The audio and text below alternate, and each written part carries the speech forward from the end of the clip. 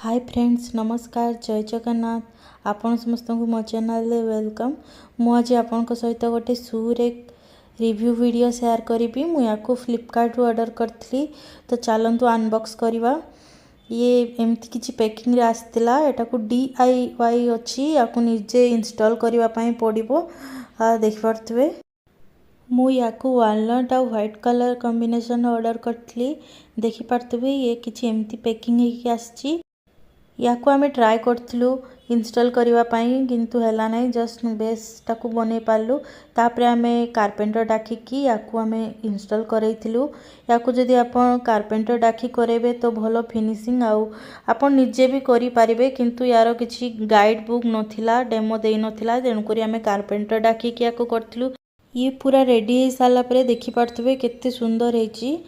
तो चलतु मु भितर भी देखी ये जो व्हाइट कलर स्पॉट देखुए एगुड़ा जो थर्मोकॉल पैकिंग होगी आसला से गुड़ा छोट छोट लगी। एगुड़ा दाग नुहे कि कौन सी प्रकार डैमेज होनी बस क्लीन करी नाला भितर आड़े ठीक से। ये देखिपे यही टाइप्र रेक गुड़ा सेट होती। यार प्राइसटा मुझे स्क्रीन उपरे देदेवी। मु ऑफर सहित या 5200 रुपीज़ नहीं।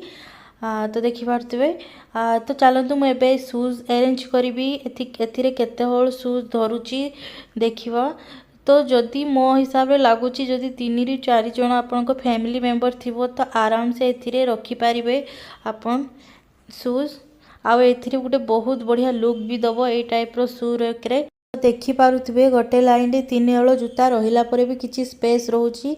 आपण ए टाइप रो आहुरी भी जूता अरेंज करि पारिबे। छोट पिलार जूता रखी हबो साइड रे। तो देखि पारुथिबे तो ए साइड रे मु मोर शूज रखुची सेठी जहाँ भी रही एथिरे भी रही जिवो आराम से 2 हल जूता लेडीज को जदि एमती ऊपर तल कर रखिबा तो रही जिवो।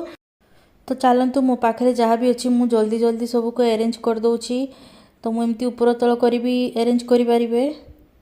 तो नेक्स्ट मोर जूता ये छोट साइड रे जते मोर आसो एगुड़ा हूँ मोर फेवरेट जूता। एगुड़ा को भी मुझे ऑनलाइन फ्लिपकार्ट ऑर्डर करी।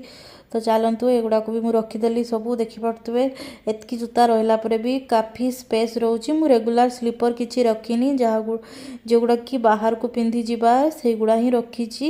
तो देखिपे या आप मेन डोर पासवे पाखे रखिपारे। तापर किसी डेकोरेटिव आइटम ऐड कले आहरी ही अट्राक्टिव लगी थाए बहुत सुंदर लगी थाए से कणटी। तो मु किसी डेकोरेटिव आइटम ऑर्डर करी।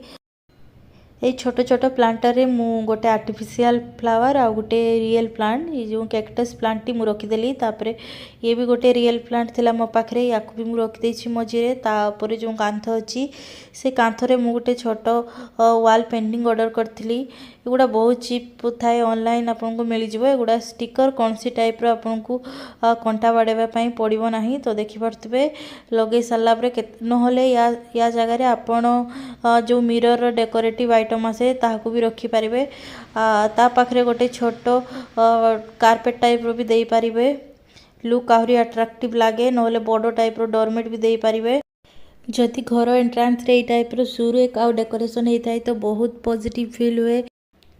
आ जदि घर प्रत्येक कोण को सजेकी रखिबा तो बहुत ही सुंदर लगी थाए। तो ये है मोर आज वीडियो। जदि आपको पसंद आसथिबो तो प्लीज़ लाइक आउ सब्सक्राइब करंतु। Bye bye.